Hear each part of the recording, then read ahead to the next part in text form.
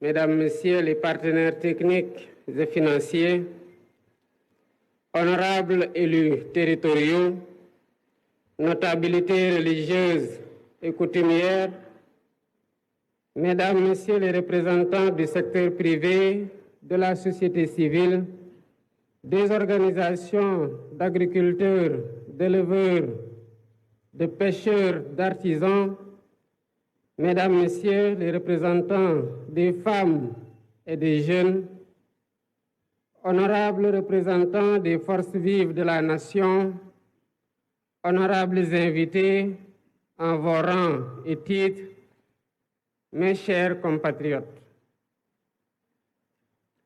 Je voudrais avant tout propos exprimer ma compassion et ma solidarité aux populations riveraines du fleuve Sénégal qui ont été durement frappées par les inondations dues aux crues du fleuve éponyme.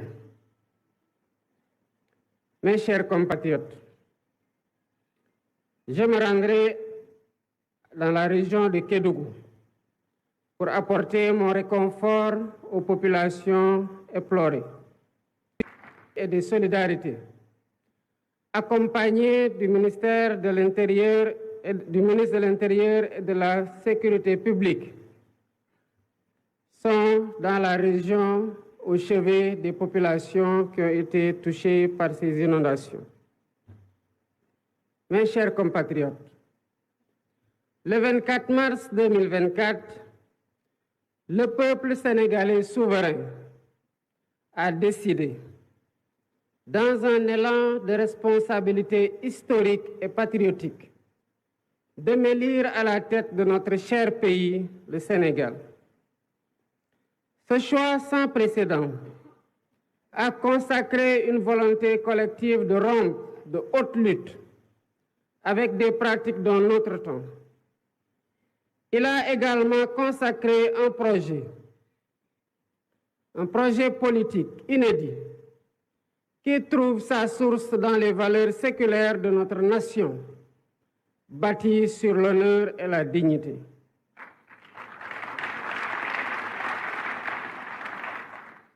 Pour rappel, lors de ma prestation de serment le 2 avril 2024, je m'engageais devant vous à mobiliser les Sénégalais d'ici et de la diaspora autour d'un projet national fédérateur orienté vers un futur serein. Dans ce sillage, j'ai impulsé la gouvernance publique autour du Djoub, Djoubol et Djoubanti, pour transcrire dans nos actes et discours de tous les jours la cause primordiale et la volonté sacrée du peuple sénégalais souverain. Dans cet esprit, j'ai demandé au Premier ministre, dès le premier Conseil des ministres, la finalisation d'un nouveau référentiel de la politique économique et sociale, ce qui s'est fait dans les 6 mois, malgré, il faut le souligner, le contexte très chargé lié à la gestion problématique de la continuité des pouvoirs publics après l'alternance.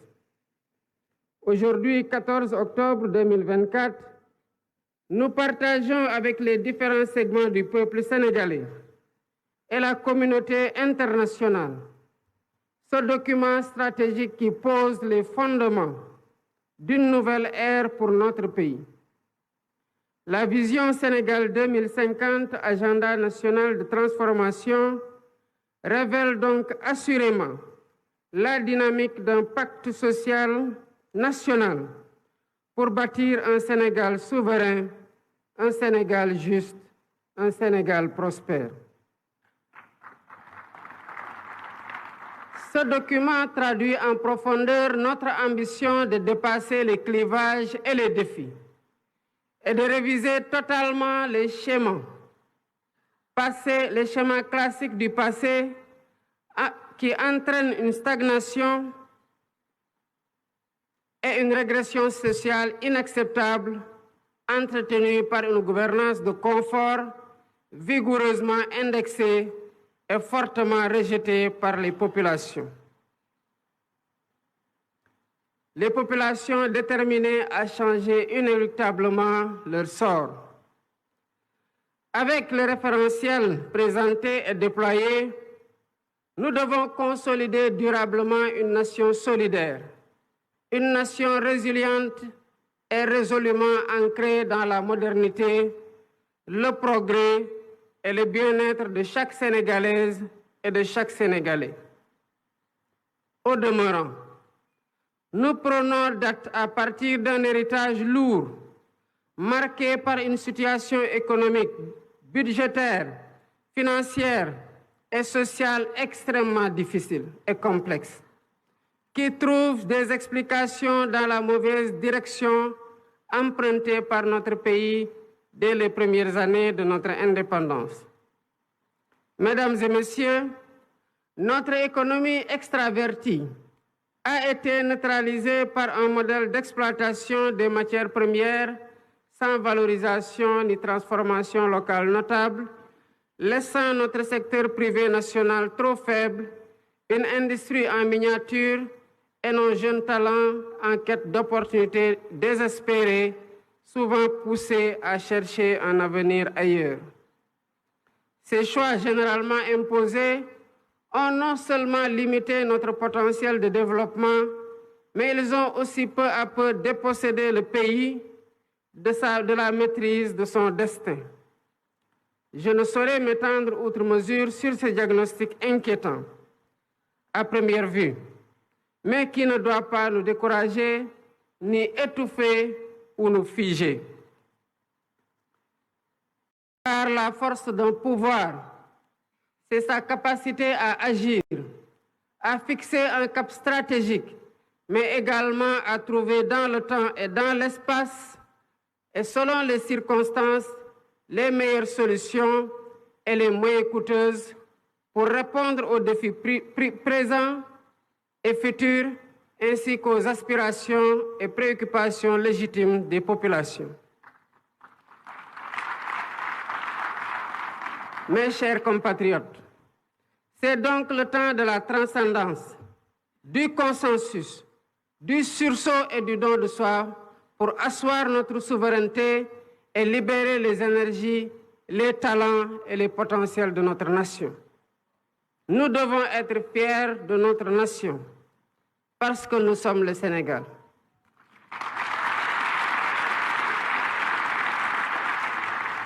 Nous sommes le Sénégal, un pays de courage. Nous sommes le Sénégal, un pays de résilience. Nous sommes le Sénégal, un pays de solidarité face à l'épreuve. Voilà pourquoi nous devons faire notre introspection individuelle et collective pour reprendre avec confiance notre destin en main et mettre notre Sénégal sur une trajectoire d'exigence, d'espérance, de performance et de progrès. C'est tout le sens et la pertinence de la vision Sénégal 2050. Cette nouvelle stratégie nationale de développement est une réponse innovante aux défis de la transformation systémique du Sénégal. Elle repose sur une vision endogène claire, cohérente, ambitieuse et assumée. Cette feuille de route pour les 25 prochaines années, qui fait l'objet aujourd'hui d'un partage et le fruit d'une réflexion collective, est déclinée en stratégie quinquennale et décennale. Elle permettra d'ajuster et d'optimiser nos actions et efforts en temps réel. Ainsi, la transformation systémique du Sénégal repose sur 4 axes stratégiques déterminants. Le premier axe consiste à asseoir une économie compétitive, créatrice d'emplois. Nous visons à bâtir une économie diversifiée et résiliente, mais aussi inclusive.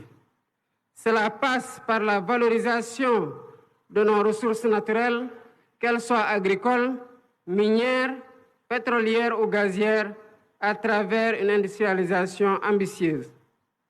Nous intégrerons nos matières premières dans les chaînes de valeur mondiales et nous transformerons nos richesses sur place, en particulier grâce aux technologies numériques et à l'intelligence artificielle. Le développement de pôles économiques viables associés à un cadre des affaires attractif contribuera à renforcer le secteur privé national et à diversifier notre économie. Dans les tout prochains jours, une loi sur la souveraineté économique viendra consacrer cette dynamique en s'appuyant sur une stratégie de financement solide et concertée avec toutes les parties prenantes. Le deuxième axe est celui de la durabilité et de l'aménagement du territoire.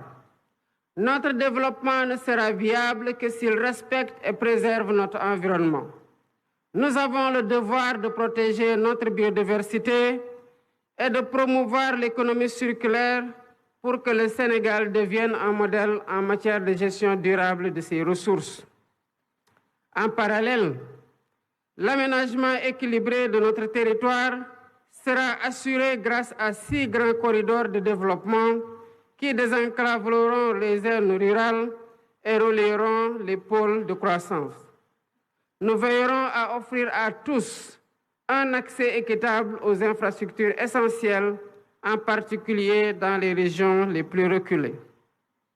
L'expansion des énergies renouvelables telles que le solaire et l'éolien jouera un rôle central dans la transition énergétique du Sénégal afin que nous puissions léguer aux générations futures un pays respectueux de son environnement et en phase avec les défis climatiques. Le troisième axe porte sur le renforcement du capital humain et sur l'équité sociale. L'investissement dans l'éducation, la formation et l'innovation sera au cœur de cette transformation. Nous mettrons en place une politique éducative de qualité pour tous, ainsi que des réformes visant à offrir à chaque Sénégalaise et à chaque Sénégalais des opportunités égales, quel que soit son lieu de résidence. La réforme foncière permettra une répartition des terres, tandis que le système de santé sera modernisé pour garantir à tous un accès équitable à des soins de qualité, en particulier dans les zones rurales. En outre, un système national d'assurance maladie sera instauré pour protéger chaque citoyen des aléas économiques et sociaux, réduisant ainsi les inégalités. Le Sénégal de 2050 sera porté par une jeunesse compétente, dynamique et préparée pour répondre aux défis du monde moderne. Ce capital humain de qualité sera l'un des piliers de notre compétitivité économique. Le quatrième axe concerne la bonne gouvernance et l'engagement africain. La refonte de nos institutions est indispensable pour servir au mieux les aspirations de notre peuple. Nous combattrons durement la corruption et nous réformerons l'administration pour en faire un levier puissant au service du développement. Ce processus de gouvernance renforcée garantira une gestion rigoureuse de nos ressources, assurant que chaque action entreprise contribue à l'atteinte de nos objectifs collectifs. Notre engagement panafricain sera également réaffirmé avec un renforcement de la coopération avec nos pays frères. Convaincu que l'avenir de notre continent repose sur l'intégration régionale et la solidarité, le Sénégal jouera un rôle leader sur le plan africain, notamment dans les domaines de la sécurité, de l'innovation technologique et de la gouvernance démocratique. Ensemble, avec les pays frères de la sous-région, nous œuvrerons pour une Afrique unie, souveraine et prospère, capable de relever les défis communs et de se positionner comme un acteur majeur sur la scène internationale. Mesdames et Messieurs, cet agenda de transformation qui va préciser dans ses déclinaisons temporelles le chiffrage des programmes et projets symbolise le redressement du pays et l'accélération de son développement endogène et durable porté par des territoires attractifs et compétitifs car accompagnés par l'État selon le principe de subsidiarité. Cet agenda d'espoir et de mobilisation ne se limite pas à des mesures économiques.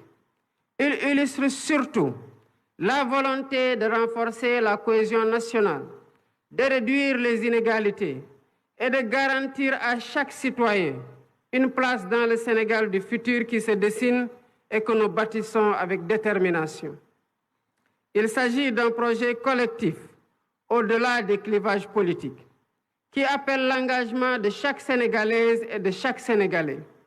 D'où mon attachement particulier à son appropriation, à son enrichissement et à sa vulgarisation par une communication adaptée auprès de toutes les forces vives de la nation. L'agenda 2050 s'adresse autant aux Sénégalais d'aujourd'hui qu'aux générations futures. C'est une vision pour un Sénégal qui n'aspire pas seulement à participer au monde de demain, mais à y jouer un rôle majeur, à être un acteur de premier plan dans la sous-région et un modèle de développement pour l'Afrique. Je voudrais, à cet instant précis, adresser mes chaleureuses félicitations au Premier ministre Ousmane Sonko.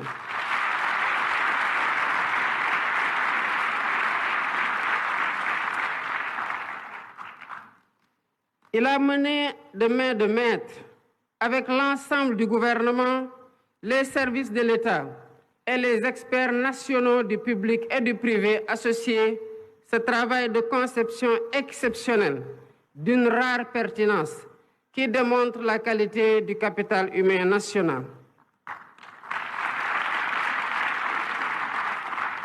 Mes chers compatriotes, notre volonté ne pourra être complète que si nous avons les moyens de notre autonomie économique, monétaire, énergétique, alimentaire, mais aussi sociale et culturelle. Le chemin que nous empruntons est exigeant, mais il est le seul à même de garantir notre succès durable. Les citoyens doivent être exigeants envers les gouvernants, mais chaque citoyen doit aussi être exigeant avec soi-même dans son apport personnel dans l'œuvre de construction nationale. C'est ainsi qu'ensemble, comme un seul peuple, poursuivant le même but et animés de la même foi en notre progrès, nous construirons un Sénégal plus fort, un Sénégal plus juste, un Sénégal plus prospère. Vive le Sénégal souverain. Je vous remercie de votre aimable attention.